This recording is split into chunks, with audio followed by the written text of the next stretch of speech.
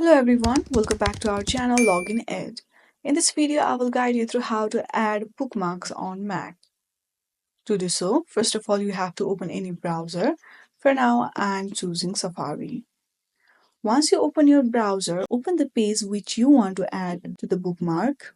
For now, I'm opening apple.com page. To add it to the bookmark, you just have to click on the share button which is on the top right corner of your screen.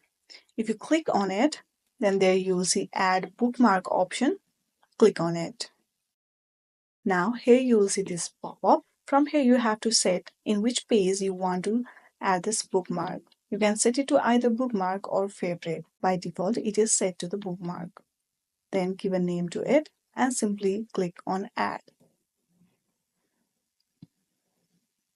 And you have successfully added bookmark on Mac. I hope this video was helpful. If you like this video, then please do not forget to like and subscribe to our channel. Thank you for watching.